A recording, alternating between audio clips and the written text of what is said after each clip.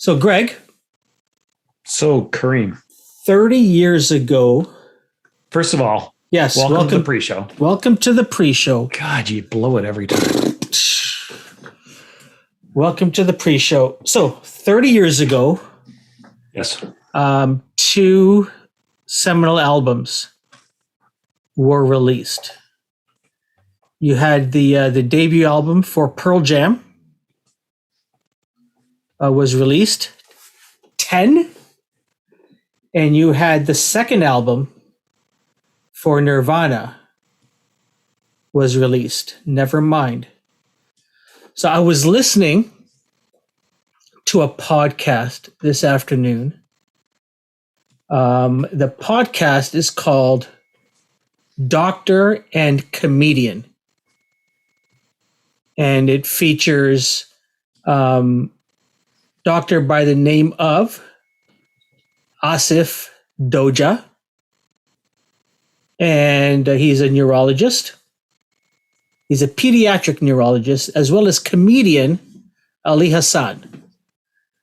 And among other things, they were talking about these two albums. So I thought, let the two nerds talk about it, the comedy nerd and the medical nerd. But you and I, we're music aficionados. But the two albums, is it fair to compare them? Do you have a favorite one? Is one more important than the other? What are your thoughts? Blood, Sugar, Sex, Magic. Huh? Blood, Sugar, Sex, Magic would be my favorite. Really? On one day. By Red Hot Chili Peppers. Yes. Yeah. On one day. One evening. The single greatest day. Yeah. In rock and roll. The most iconic day in rock and roll. Okay. Impactful, if I may say. That's probably a better photo to put.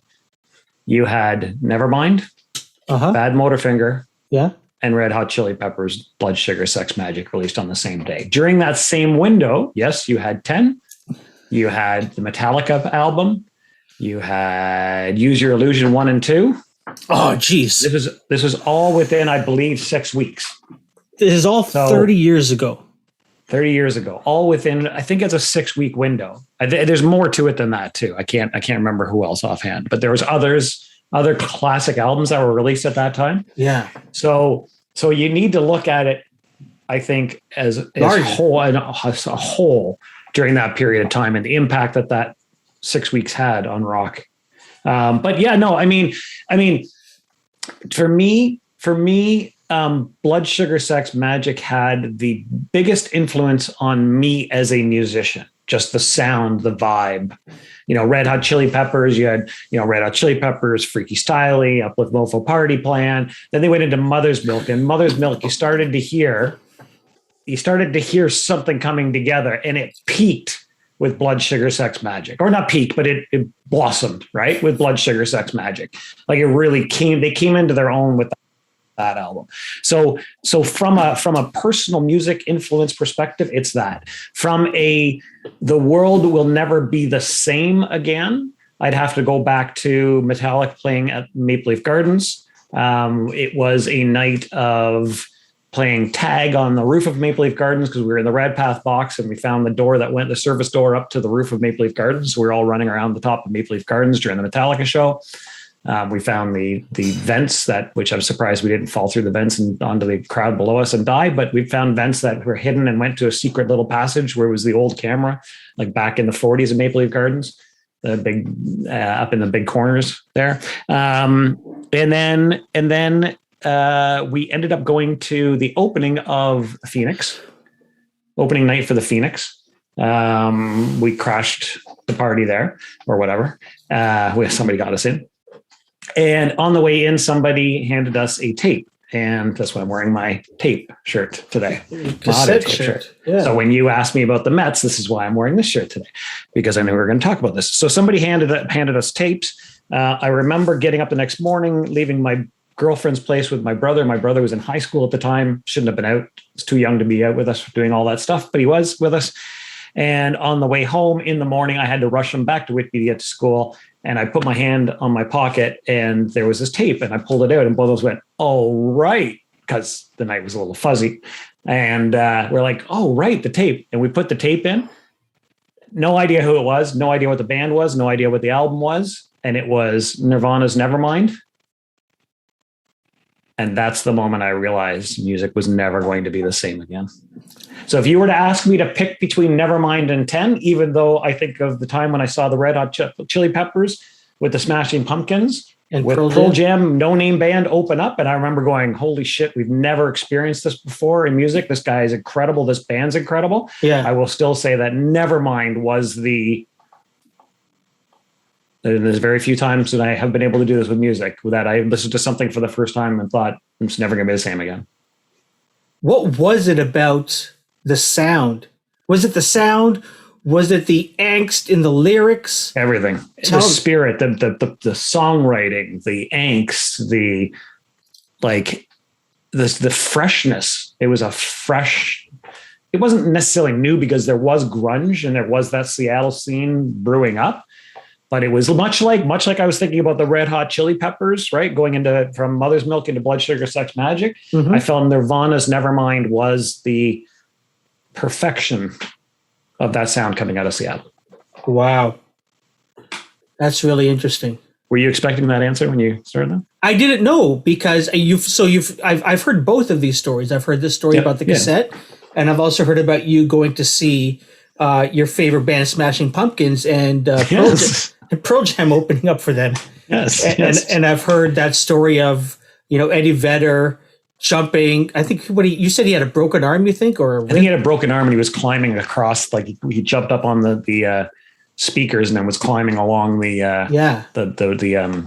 balcony at the Masonic Temple. Yeah, and so I've heard both of those stories. So I was wondering which one you were going to pick.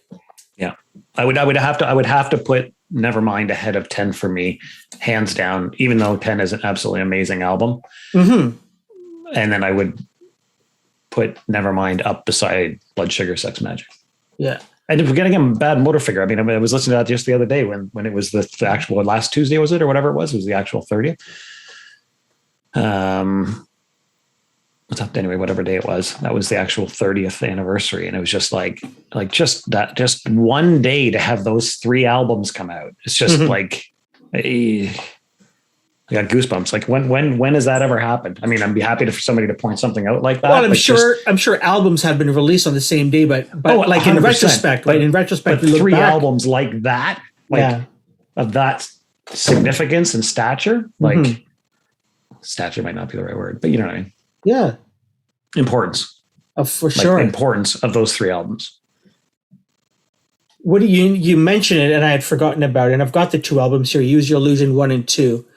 The audacity of a band and I can't remember, was this their second album after Appetite for Destruction? I can't remember if there was something in between there. I can't remember. Appetite for Destruction, I will say, is Lies was album. number 2. Was it Lies number 2? There was Lies. I can't. But Appetite. Okay, so let's leave Use Your Illusion. I just found it. I remember listening to Q at the time, and it was like, how dare this band try to release a double album or 2 separate albums, really? Yeah, 2 separate albums. At the same time, and just the songs and the music on those 2 albums are just amazing. But 10, I would still put Appetite up against Use Your Illusion 1 and 2 any day. Appetite was another album that we'd just come back from tour. We were at a club. Yeah. Welcome to the Jungle comes on. And I just went and stood in front of the speakers, like the loudest speakers possible. Yeah. And just stood there and took in that song for the first time. And that was another time where I'm like, oh my God, it's never going to be the same again. Yeah. I remember I never had that. I don't think I had that thought, but I remember we were coming back from a cross-country ski race. And one of the guys had that on his, I think, Sony Walkman at the time, maybe, and was playing it in the back. And I thought, shit, this is good stuff. Really, really good stuff. And I just remember, I think I bought the cassette. I don't think I have the album, though. I immediately went out and bought the CD the next day. Like I had a business meeting or something downtown Toronto, and I went to like Tower Records or whatever it was, or Sam's or something, and I bought the CD and I listened to it from track 1 to the last track, and I was just like, oh my God, this album is amazing. Yeah. 10 or Appetite for Destruction, better debut album. Which one would you pick?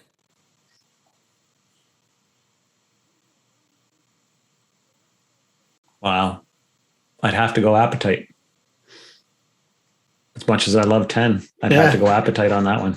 Because again, it had that same impact to me that Nevermind did, which is just like things are different for me. Wow. 30 years ago. 10 was an amazing album. Is an amazing album. It really is. Like track 1 to the end is just incredible. And again, it was a new sound, and it's like, I think those boys did pretty well over time, from what I hear. Still touring today. Yeah. Still touring today. Yep. Awesome, man. Well, that's the pre-show. That's the pre-show. Hi, the following podcast is brought to you by Radical Road Brewery, the best craft beer in the heart of Leslieville. Find them at 1177 Queen Street East. That's Radical Road Brewery. How you doing, everybody? I'm John Arezzi, author of the new book, Memories, My Wild Life in Pro Wrestling, Country Music, and with the Mets. And you're watching Welcome to the Music.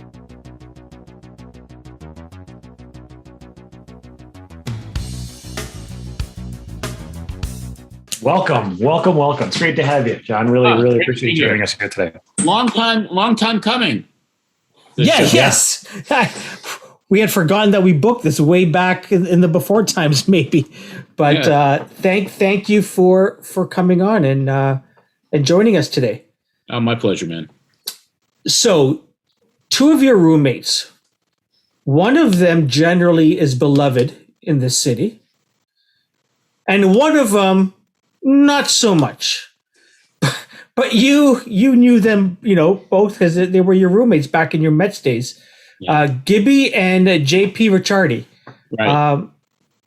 Has Gibby always been that cool hand, Luke, just relaxed type of guy that we seem to know, or is there a guy behind closed doors? John is probably one of the most salt of the earth people I've ever met. What you see is what you get. He's an old school guy, and he was kind of an old school guy back in the day. I met him in 1981. Mm-hmm. He had been drafted for the New York Mets in the same draft that they took Darryl Strawberry and Billy Beane, who's became the guy who started Moneyball. Mm-hmm. And my job with the Mets at the time was head of public relations, sales, marketing, announcing. I did everything in the minor leagues. Yeah, and we also looked for housing for the ball players. The house that I rented in Shelby, North Carolina, where the South Atlantic League was, and where the Mets had a team, the house I rented was $240 a month, and it had 3. It was 2 bedrooms, 2-bedroom house, and we were, guys were coming in. And I knew that John was high up on the list, and so I reached out and I was like, "Hey, listen, why don't you hang out here?" And then he said, "I have a good friend, JP Ricciardi. Can he stay with us too?" And I have another guy named Mike Hennessy who was also drafted. And I was like, "Yeah, all guys come in. It's $60 each then, and we have a house full of ball players and a lot of different types of personalities, John being the Texan that he was, JP, a very Italian Catholic, and Mike Hennessy, an Irish guy who was just a hellraiser. So I got the house first, and so I got one of the bedrooms for myself, and then the other guys had to share.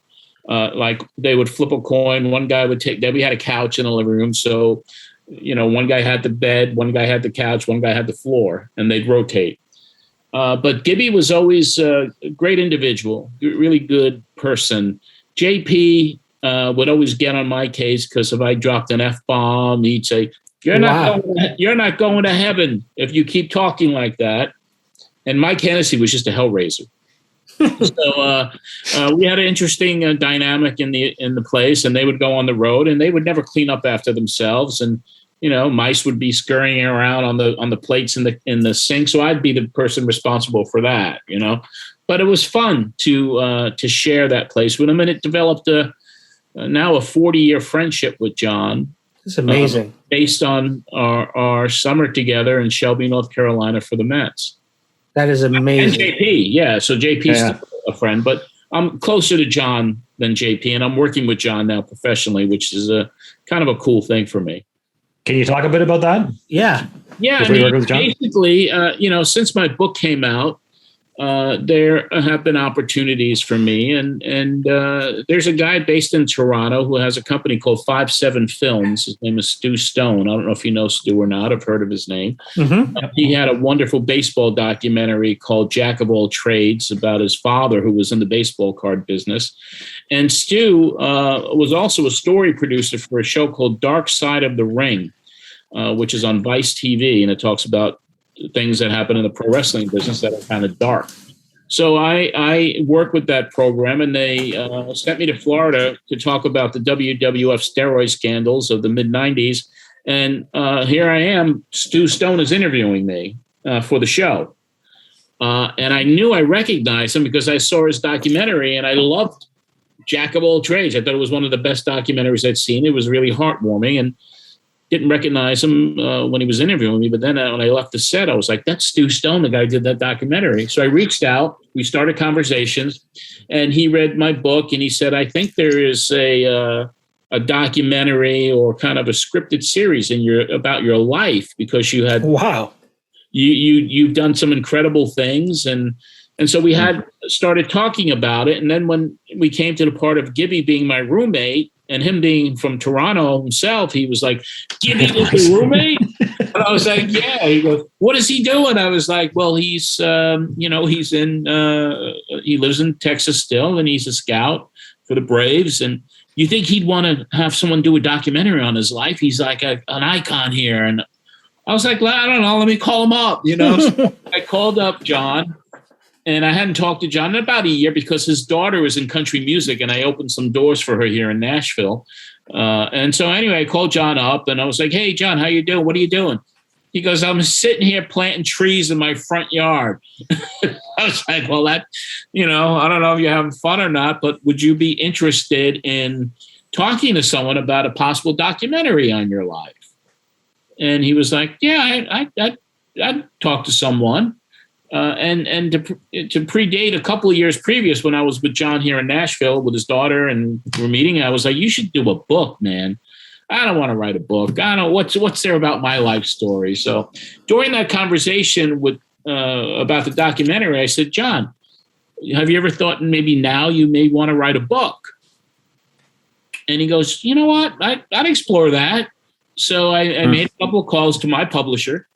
And it hasn't been announced, we haven't even signed a contract yet, but, we've agreed in principle that John is going to have a deal to write a book. And Stu has now been on the Zooms with him 2 or 3 times a week, getting his life story so he could put together a pitch deck to then pitch a documentary up in Canada for John. So, and John is like, well, man, you're doing all this stuff for me. Why don't we just kind of, why don't you just kind of represent me? And so we have a working agreement with each other now. That's great. That's awesome. That's really, you seem to have this, reading your book, you've got this sort of nature where you're just working with people and helping people. There's nothing signed or whatever. And then it just turns into something. Where does that come from, John? I don't know. Been crazy a little bit. I don't know. I just had always wanted to help people. I mean, that was just part of my DNA, and I always wanted to be involved in exciting things. And I just got off the phone with my nephew, and he's getting his master's degree. And I was like, as long as you have fun with what you do, it's not a job. And I always wanted to do something out of the norm. I mean, when I was a little kid, I gravitated, as a 7-year-old, watched wrestling on TV. I fell in love with that. The Beatles came to the United States in 1964. I was there watching Ed Sullivan show when they appeared, and I fell in love with the Beatles. So that gave me a passion for music. And then I went to my first baseball game in 1966 with the New York Mets, and I fell in love with them. So those are the things I gravitated to, and those are the things I wanted to be involved with professionally, even as a kid. Mm-hmm. So I don't know. There was just something inside me. I didn't want to live an ordinary life. And even though, a lot of people say, and a lot of people look at my life and say, well, the guy never hit a grand slam. He's not a multimillionaire. He's not uber, elite living in a mansion. But I think I've lived a full life, and I think I've helped a lot of people along the way. And it's like you take chances, you take a leap of faith, from one to the other. Is that does that come from any family, or is that just you? Where did that come from? My family was a working class family. My mom had her problems with her existing mental, she had bipolar, disease, and that was challenging growing up. But most of the people in my family were just pretty much working people. My dad had several jobs. He got involved with some, unsavory things too in his life for a period of time. But for me, I just wanted to do something different. I just wanted to kind of see the world, escape maybe from, the household and the tension and the dysfunction that existed. And so, that's what I set my sights on. And I just kind of buried myself into this fantasy land of I'm going to be doing special things in my life. And then fortunately, I was able to see a lot of that stuff that I wanted to see over the years. That's great. And I know you mentioned in the book, I think you were talking about your sister having some struggles, and mental health is just so I got goosebumps. It's just, you talk about bipolar. I know somebody who was close to me that had bipolar, a couple of people actually, if I think about it. And mental health is just so, it's such a thing that so many people struggle with that they're not willing to talk about or deal with. I got heat from my family, the ones that are still alive. It was like, why did you have to say that? I was like, well, it's part of my story. And I think that I pay a lot of tribute to my oldest sister, who had these issues with drugs and mental illness, but she was an inspiration to me. She's the one that turned me on to the Beatles, and she's the one that influenced my music. She, when I was 13 years old, she'd be high and she'd say, you got to hear this. And she'd put headphones on my head, and I'd hear, Billy Joel for the first time, or Grand Funk Railroad, or, all of this incredible music in the 60s and 70s that she turned me on to. She was a real hippie. And she was a big influence on my life. And it was with great sadness that I saw her, her journey. But she gave birth to 3 incredible kids who are all doing fabulously, and grandkids and great grandchildren. But, she passed away in 2009, and she was really good for the last few years of her life, the last 5 or 6 years of her life, and stabilized. But then she got lung cancer, a chain smoker, and she was gone 3 months after the diagnosis. So we lost her quickly when that happened in 2009. Yeah. Sorry about that. Thank you. John, what was the switch going from baseball to wrestling? Why that switch for you personally? Well, like I said, the 3 passions of my life: music, baseball, and wrestling.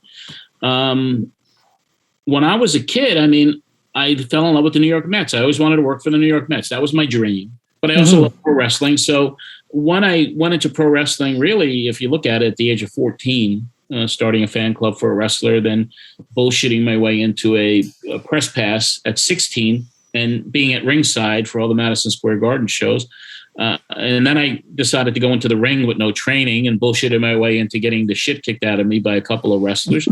And then I got pulled from ringside as a photographer because I was just on TV wrestling. So you can't take pictures because you were just in the ring. You're out of here. So then I was like, all right. And I always wanted to work for the Mets. So I put wrestling in the rear view and graduated from college. And I went to the baseball winter meetings. And again, calling up the owner of the team's hotel room because I couldn't get a meeting with him and talking to his wife and saying, he's got to meet with me. I will be so great for this team and organization. And my husband has got to meet with you. And I got the job immediately. And so that brought me into baseball. And then that's where I met Patty Loveless in a nightclub one night as a rock singer, not a country singer. And then I quit my job with the Mets to manage her, and then I went back into wrestling when that went away. It was like when things started to go south on me, like the wrestling career. All right, I have baseball. And when baseball, I have music. And then when the music business started to tank, I was like, well, what else? I had to go back to wrestling and do something different than that. So it was this constant merry-go-round of these three different occupations. Interesting. Yeah. Yeah, as long as you have fun. If I get tired of something, I don't mind turning the page and shutting the book and just closing that chapter and moving on, Yeah. That's when I left music a year and a half ago, really, because I was aging out of artist development, working with younger artists. I couldn't relate to them anymore. Mm-hmm. I couldn't, as a 60-something-year-old, relate to a 20-year-old kid trying to make it in music. Their values were different. They were too sensitive. It was a different dynamic. So I was like, well, what am I going to do now? And I found all my wrestling archives. I was like, well, maybe I'll go back to this where I started. It was interesting that you did go back because, as I was reading, I don't know if it was somewhere in the chapters where you were just fed up of wrestling. It was like, it's over. I can't deal with it anymore. Right. It's not good for me. No. I was shocked that you went back into it, but there was something there that was pulling you. It's in your blood. Yeah. And believe me, what's going on with me today in wrestling, I'm like, I'm looking for my exit again out of it because it didn't change. It's just more people think that they're important than there was years ago. Yeah. But it's like, but now I'm at the end of this kind of journey and I'm like, all right, I still got things to accomplish. And once I accomplish those things, then I'm getting out. Nice. Well, listen, before our listeners get sick and tired of us talking about wrestling and baseball, we are going to get to we are going to get to music, but I wanted to ask this music question about baseball and wrestling. All right. And I don't know if they're related or not, but this whole idea of walk-up music or entrance music, was there a time in both sports, if we can call it that there was no entrance music or walk-up music? There wasn't, not until really the Hulk Hogan era. Guys would just walk out of the dressing room and the fans would cheer or boo them. Yeah. There was only one wrestler I remember coming in to the music with music, and that was probably 1971. It was a wrestler named Beautiful Bobby, long robe, blonde hair, and he would Pomp and Circumstance, the Randy Savage song. And he was the only one who was like, "There's music with this guy. What's that?" But there was no music, literally, until the Hulk Hogan era, when Eye of the Tiger was used for Hulk Hogan's entrance, and then everyone had music associated with them. And even today, there is, you watch WrestleManias and, more times than not, there's a band that plays live for some of the big stars. Yeah, it's huge. Yeah, that's pretty prominent. I mean, but what the WWE did as a company, I mean, they didn't want to pay license fees. So Eye of the Tiger was used, but not on the home videos because they didn't want to pay the license fees. And then they created their own music department where they would have original music written and composed for the different performers.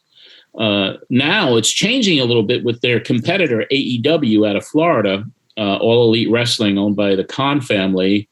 And they're doing really well. They just brought CM Punk in, who is his theme song was always Cult of Personality. Yeah.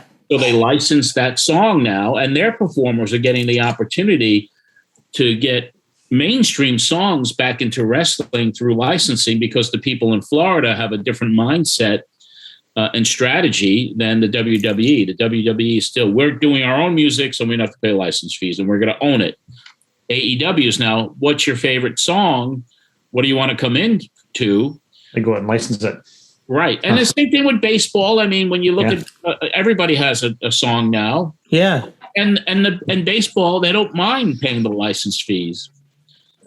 But Vince McMahon has always been Vince McMahon, and he wants to own everything, and he doesn't want to pay anybody anything. And, you know. Interesting. There was a story you told about Cyndi Lauper, and she used wrestlers. I can't remember what song it was. Or maybe there's from more the beginning. Well, it was Girls Just Want to Have Fun. Girls Want to Have Fun, and a few other and she put wrestling into that. Captain Lou Albano. Right. Yeah. They actually met on an airplane. A friend of mine who recently passed away, he was a performer out of New York, an oldies disc jockey named Mickey B. And he was coming back to the United States from Puerto Rico. And he gets on the plane and he sees Captain Lou Albano there. And he's sitting next to this girl who was Cyndi Lauper, who was actually in a band called Blue Angel at the time. And he was like, and he's like, hey, listen, you want to meet Captain Lou Albano? No. And he brings Captain Lou over. Lou was like, and he goes, Captain Lou, this is Cyndi Lauper. She's with this band Blue Angel. Maybe you guys can say hello to each other. And sure enough, they exchanged numbers. And then what happened? WrestleMania. That's crazy. Right. You never know what's going to happen when you meet somebody and you introduce someone to someone else. Mm-hmm. It's, it's serendipitous. Mm-hmm.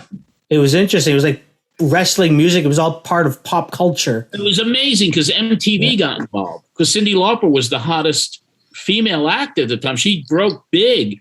And for her to be involved with wrestling, it made it cool. So, I mean, all of a sudden you have MTV involved, and you have this culture shock of people like Andy Warhol and, who's the guy from Long Island with the long, straggly heavy metal guy.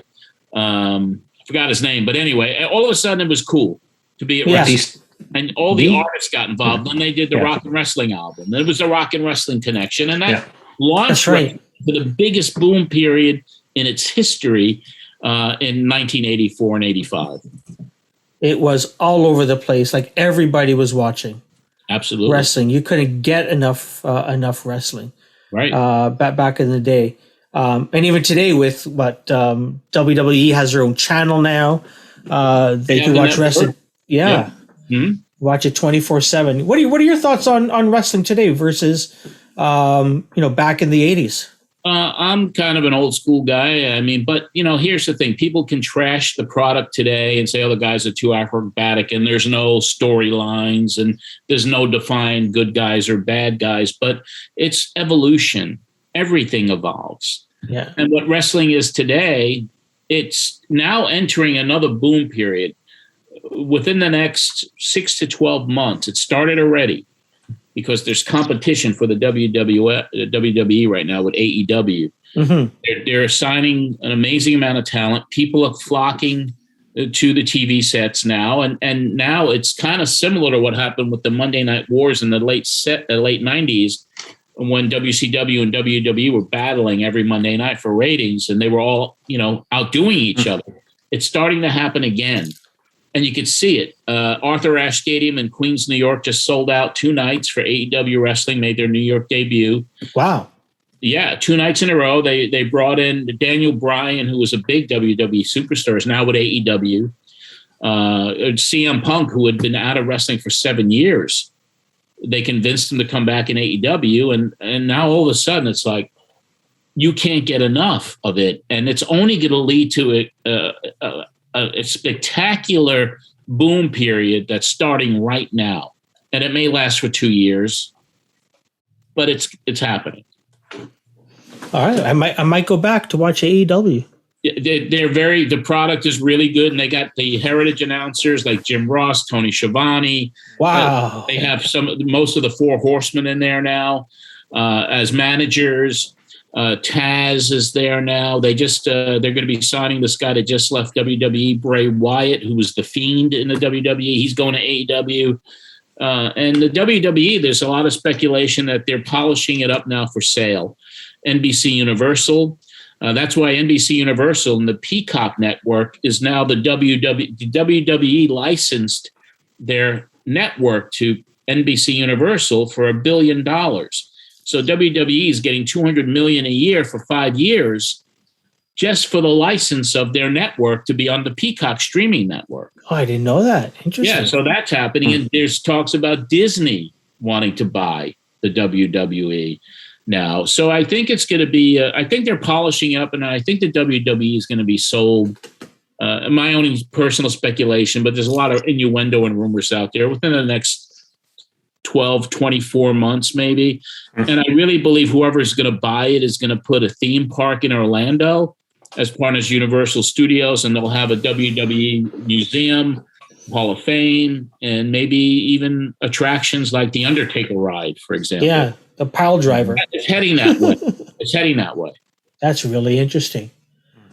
Greg will fire me if we keep on talking about wrestling. So let's Greg, sorry. Let's talk to me. Let's talk about me. I could talk wrestling all day.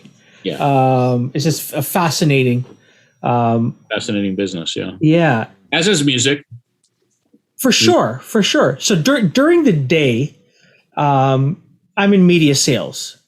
Okay. And part of my portfolio is digital audio. And invariably I'll talk to people who've been in media for a while, and they just have fallen in love with radio, swear by radio. And I've always wondered why I don't get it. I don't understand. Yeah, you listen to some radio here and there. And then when I was reading your story about, you weren't necessarily selling airtime, but you're building partnerships. And I'm thinking, I think this is what all of these radio buyers are remembering. This time when you can, speak to a radio station or a brand and actually create something rather than saying, just give me 30-second spot and we'll throw it on, 100 times over the next couple of weeks sort of thing. Tell me about radio. You're starting radio and I know you begged to get into it, but was there something about radio that appealed to you at that time? Well, I mean, when I went to college for communications, and I always had a love for radio. Even when I was a little kid, I'd have a transistor radio, and I just listened to music all night long. Sometimes I just loved it. I loved the genre. I loved the immediacy of radio and the fact that it was local. But once I got my first radio job, I really was in the trenches on trying to figure out as a salesperson, but I also was an announcer and a sportscaster, but I had to sell my own sponsors. And that's the way I got to be on the air if I had a sponsor. Find a way to really to give them the value added, not just on buying a spot, but always look for ways to strategic partner with somebody, and whether it's a third-party sponsor.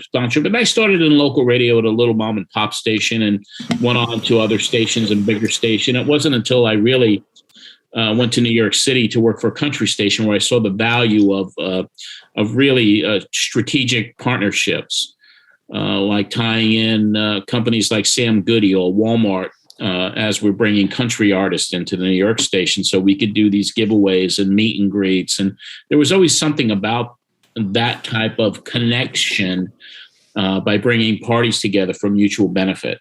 Mm-hmm. So that's how I did it, and it worked. And when you have success at something, you try to expound upon it. And then later on, when I moved to Nashville and worked for Great American Country Television and the Jones Radio Networks, I was selling national. I was putting together these triangle ad campaigns that featured radio, television, and internet with value-added contesting and as much value that I can give to the advertiser. And then your billing goes up. It goes from 100,000 to 200,000 to 500,000 to $1 million to $3 million. I mean, it just keeps growing because word spreads. If you're delivering for someone, especially in not a little anymore, but a town like Nashville and the music business community, that was a great promotion you did with that, with DreamWorks for Toby Keith. How can we do something to launch Taylor Swift? So those are the things that I got involved with pretty heavily. And it was a very creative time for me. And I was given the ability to really almost work as an entrepreneur, even though I worked for a corporation. Yeah. When you have the freedom, it can be very fulfilling. Yeah, no doubt. And you mentioned, tying in the three, radio, television, internet together. I mean, between that and artist representation, you've seen a lot of change. How have you felt that change has impacted positively or negatively as we've moved towards streaming? And is that part of why you made the decision to eventually get out of AR? Because it's all changed. I mean, once streaming came into play, there was a different dynamic. The labels always made money. The artists never did. And, even with streaming, it was kind of like everything got splintered. And it was, and what really gave me a distaste for it was the fact that artists were being signed based on what their social media and their streaming numbers were, rather than radio, other than other forms of artist development. I mean, of course, it's evolution, but it just now it's like you could record a song in your living room at 4:00 in the afternoon, and you could have it up. And ready to go, and release it by midnight. That's how quick it can turn around. But there's so many doing it, and then how do you identify who are the real artists that have this potential for long-lasting success, instead of like a song that's a flash in the pan that could last for 2 weeks or 3 weeks and then it's gone, and these artists can't get a deal anyway. And so the whole dynamic of the music business has changed. Here in Nashville, it's not like you could get a record deal anymore in the traditional ways. Now they're all coming from the publishing companies. The publishing companies are doing the artist development, not the record companies. And my last venture in the music business was a crowdfunding platform. It's like, if you have a fan base, let's fund your project and let us open the doors to Nashville for you. But that model wasn't embraced by the labels. What was that company called again, John? Bandtwango. Yeah. And it was kind of like, here's a artist and you raise money. If your fans want to help you, this is the way to do it. You want a video? And then what I do, let's say we fund a video for an artist, then I'd call up CMT or the country music channel, and then make that introduction and try to get these videos played and try to move the needle. I had a very close connection to Spotify, and I'd sit with him every month and I'd play him all of the new Bandtwango artists. Can you give this one a shot? Can you give this one a shot? And so it was really artist development in a different way. But once the pandemic hit, everything went to the shits anyway. Everything changed, and I guess dealing with the younger artists too was just kind of like, this is too much, because you can't break an artist. And ironically, I found one, and I really would recommend this artist to anybody who's watching this program. As part of because of my reputation in town, I was asked to judge a regional talent contest called Path to Fame, and it was sponsored by the Tourism Board of Tennessee and Pigeon Forge, where Dollywood was. And we'd go to different towns to see, almost like an American Idol thing. Mm-hmm. And there was this kid, I never forget, because she's becoming a star now. Her name is Sarah Kays, Kays. And here's this little waif with a ukulele, and she goes up there and she blows me away with a song that she wrote on this little ukulele. And she's a little shy kid, and the other judges, because she didn't have a good story, didn't want to select her as one of the winner. I wanted her to be the winner of the competition. She was there with another kid who was really good as well, but they wouldn't. They didn't want to sign her. They didn't want her to win, Yeah. And so I gave her mother, who was sitting. I said, here's my business card. because I knew the kid was moving to Nashville. I said, when she gets to Nashville, have her call me up. And I helped her a little bit. I got her a couple of auditions here and there, but she was skyrocketing with all the songs that she was writing. And at that time I was losing my passion for it, but I knew she was going to be a star. And shortly thereafter, I mean, she started putting songs up on TikTok, and she knew how to use the social media platforms, and she had a fabulous producer associated with her. And now she's on Elektra Records, and she was on The Late Show, and she's now on tour. And I'm so proud of her because she's a fabulous artist, and she writes about the things that teenage girls are going through with body shaming, and she's not confident in her body, and she wears sweaters, and she's writing about real things that resonate to kids. And I'm 60 something years old, but when I hear her, I was like, she's going to be touching kids her age and maybe helping them. Right. Sarah Kays, Kays, Sarah, Sara. Check her out. She's everywhere. Yeah, I've already pulled up her website. Very interesting. Yeah, she's amazing. Amazing writer. How go ahead, John. Sorry. No, I know I've always had an ability to identify extraordinary talent for whatever reason. I should have been an A&R guy. Yeah, for sure. Well, listen, how would you break an artist today? Is it the same thing? Is it just relationships and getting people on, whether it's on CMT or?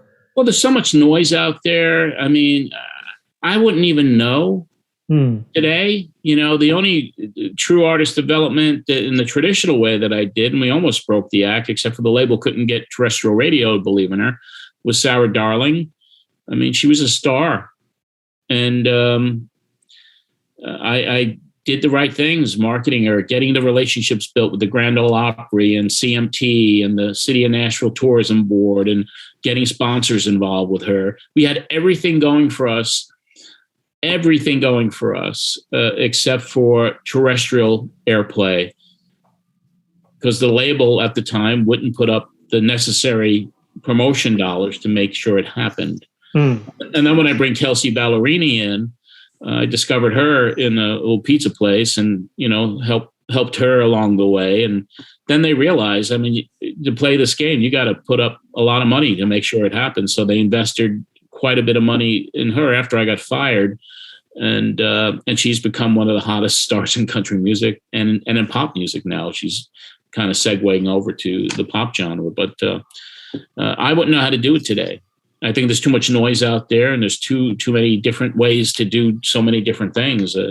You hope to think that the cream rises to the top, but I mean, you got to have a good team behind you with a strategic plan, and quite honestly, people that are much younger than I.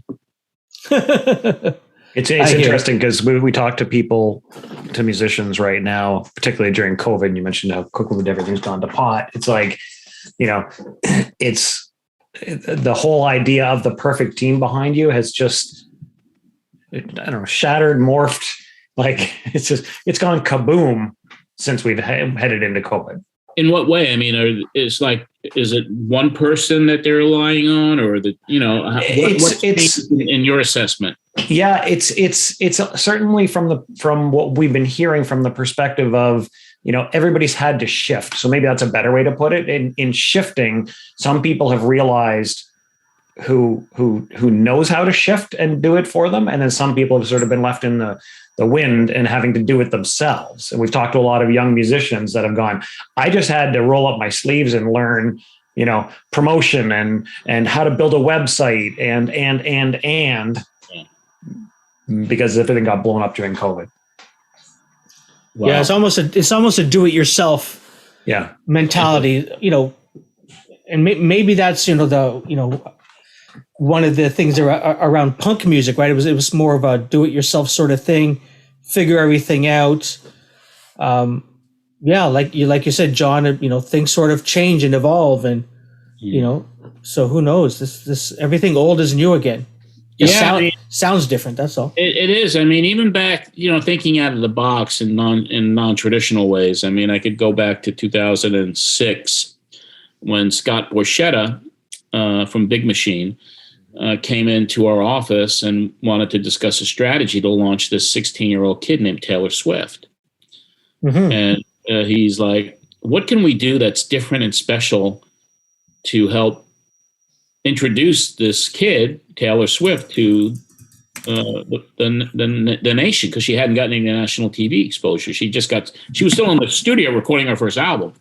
So our creative team came up with a really interesting concept called shortcuts. We cut like little mini movies of her, and we brought in sponsors, Oscar Mayer and Dairy Queen.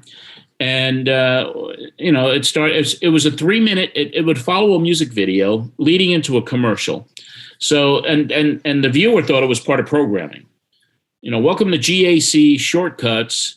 And you see Taylor Swift. Hi, I'm Taylor Swift, and I'm 16 years old, and I go to Hendersonville High School, and I want to be a country music star. And she's in the studio recording the song Tim McGraw, and she's barefooted, and she's wearing an Oscar Mayer T-shirt. And then, then that would end, and then we'd play the Oscar Mayer commercial right after that. And then after the next commercial break, we'd have part 2 of Shortcuts, where she'd be now at a cookout with her friends, grilling up Oscar Mayer hot dogs, and then she'd go to a Dairy Queen. But that was our way of introducing her. And we did 12 of these with her. And it really helped get her started with a national TV presence, because GAC was seen in, 40 or 50 million homes at the time. We had really good ratings. But those are the types of things back in the day. You come up with these special little ways to introduce someone. Mm-hmm. And then I just took that and I started these things called Get to Know. Get to know your favorite artist. And we take them behind the scenes and we'd introduce them that way. There were just different ways in the television market, in the television space at that time with a company like GAC to be able to do these creative things. What do you think of Taylor Swift and what she's doing now, sort of re-recording her albums and taking ownership? I guess she's got no choice, right? Because she doesn't own the original masters, and she, it's a very contentious lawsuits that have been back and forth, and so she's doing what she feel in her heart is right for her to do, to own her intellectual properties in a different recording, perhaps. So, I just think Taylor Swift is a incredibly brilliant genius. And she was when she was 16. I mean, she really was. I mean, she really was cognizant of what she was doing and very methodical in her career path. I was always impressed with her. Yeah, there's someone that sort of started in country before there was Pandora and Spotify, and has, really, understood the trends and what works, what doesn't work, and is just not an amazing musician and songwriter, but understands the game, so to speak, right? Yeah, and she's been through the mill too. I mean, you see documentaries on her, and I mean, it's just you get so big, you get so successful and so big, and it's like then you're sheltered and you're like a prisoner, And she reminds me of like that poor, I just watched the Britney Spears documentary last night, the second part. Oh my goodness. Especially because I knew the people that are her business managers. My goodness. No idea. I mean, because they were Sarah Darling's business managers. I worked with TriStar. And I'm like watching it last night, and I was like, holy shit, I know them. Holy shit. I couldn't believe it. That's another crazy story, that's for sure. Oh my God. I mean, this, you got to look at, that's the evil part of the music business. Those are the people who control you and almost make you a prisoner. If you can't get your own iPhone and you have everything you're doing monitored, I mean, I would advise everyone to watch that. It's on Hulu, I think. That Britney Spears, it's called Britney Spears, it's not Uncovered, I forgot what the name was, just Britney Spears Hulu, the second part of the story, this documentary on her trials and tribulations. And believe me, Britney Spears, I watched her, I thought she was crazy and all this other stuff like everybody else did when she shaved her head. what she had to go through as an artist is incredible. When you hear the backstory about the conservatorship and the way she was treated, That's I nuts. mean, anyone can look at that now and say, God, you pray for this girl and you hope that she can somehow, when this conservatorship ends and she's free to make her own decisions, and she may be damaged permanently, you don't know, but you pray that somehow she can be free. And yeah, I mean, for sure. I couldn't, it devastated me to see what this girl went through. Absolutely. So John, you're still in Nashville, right? Yes, I am. So we've got this, part of our program. We have a segment called Lost Venues. Okay. Greg and I have seen it here in Toronto, and this, probably this story can be told anywhere. But I'm really curious about Nashville. Everyone knows the Grand Ole Opry. There's a number of iconic venues in Nashville. I'm wondering if there's a place, John, that you remember over the years that was an amazing place, maybe a personal favorite of yours that, for some reason doesn't exist anymore. I'm wondering if there's a venue like that in Nashville that you can tell us a little bit about. There is a place, it was almost like a little supper club, and I forgot the name of it because it was right downtown. It was really a cool place, and I'd seen artists like Susie Boggess play there and Mary Chapin Carpenter, and but it's not there any longer. But it was a cool vibe, and it was a great place to experience music. I mean, you have venues that open and shut all the time. I mean, now everything is so damn commercial downtown Nashville. I won't even go down there if you paid me $100 Wow. For each bar I go into. I think there are places like the Listening Room where singer-songwriters can go and play. That's a wonderful venue. The Bluebird Cafe still has this mystique, and it's really cool. And 90 people to 100 people can see the best songwriters ever. And if you talk, you get the card put on your table. But the City Winery is another cool place today. The Ryman Auditorium, though, there's nothing That's like right. That's some other church. And that place is, without a doubt, the place to go see music in Nashville, Tennessee, is the Ryman Auditorium, because there's nothing like it. Acoustically, incredible. The vibe, the church pews, the tradition, and the ghosts, people say. Mm-hmm. So it's still a place. It's still Music City. Music City has a different ring to me these days than it did 10 years ago. Nashville is not the same. Mm-hmm. Nashville is a tourist attraction. Nashville is a jungle on the streets of Nashville these days. Nashville is like Times Square. And there's drunks and there's crime. I mean, I hate to talk bad about it because I love the city so much. It had such an incredible charm for so many years, but I mean, it grew. And now, you have to look for these hot spots that are cool because it's all touristy. You have these alcohol trucks and vans that load people up and drive through the city drinking, and people are partying. And it's to me, it's personally decadent. I hear what you're saying. So I don't go downtown anymore. Yeah. Well, now I know if I ever make my way to Nashville for a week or so. I guess I won't do business with the city of Nashville anymore. I'll touch base. I'll touch base with you, and you let me know where I should go for some good local music. Yeah, that's for sure. Well, the thing about the town, the musicians still come here. Yeah, and they still come here. An average of 100 to 200 new musicians come here a month. Wow, looking to break here, but it's not the same. I mean, it's just, I can't tell you when the last time an A&R guy went into a club downtown and signed an artist. I mean, 25, 30 years, maybe. Wow. That's interesting. So John, one of the things we like to ask our guests before we wrap things up is, I know you mentioned about Sarah, so we have to check out Sarah. What's in your earbuds lately? What else are you listening to that people should be checking out? Kaylee Shore. I always gravitate to the females, if you know. But Kaylee Shore is someone who, started out a little bit more as a country artist, and now she's gone into more of a pop realm. She does a great podcast I listen to every week. But her writing and her authenticity and her spilling her guts in her music, she's really cool. And I listen to her. She's part of something called Song Suffragettes that plays at the listening room every Monday night, promoted by a guy named Todd Cassidy, who's a really, really good guy and somebody I worked with when he was managing Scotty McCreery.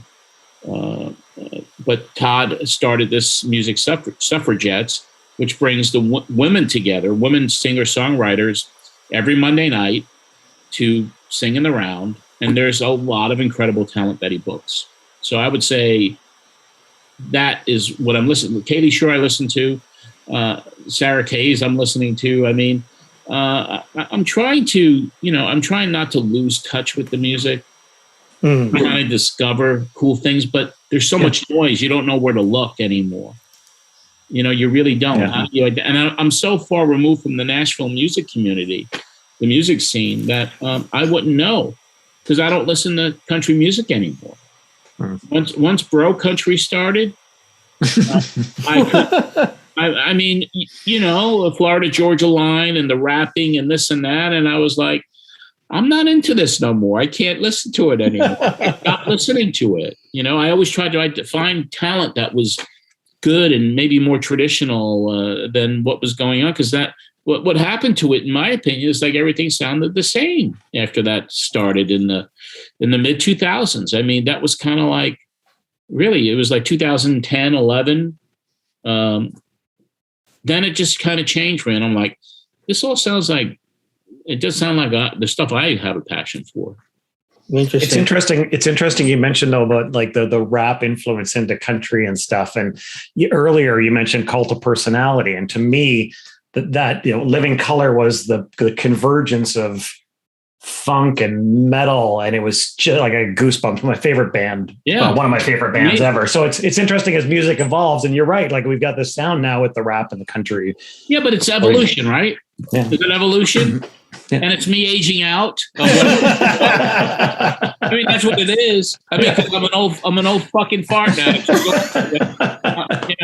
So what I dug years ago, I still trying to find that stuff, and it's not there no more. It's gone. Yeah.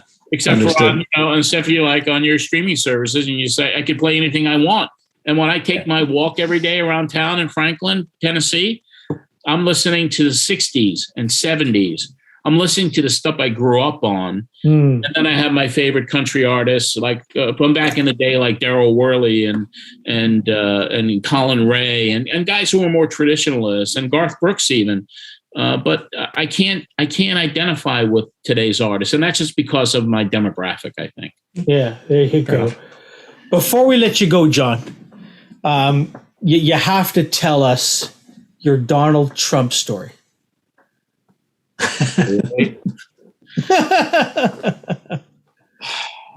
Yeah, I mean, you fired the guy, so I think I guess we could go there. I don't want to get into politics. No. Yeah, my blood pressure will start to go.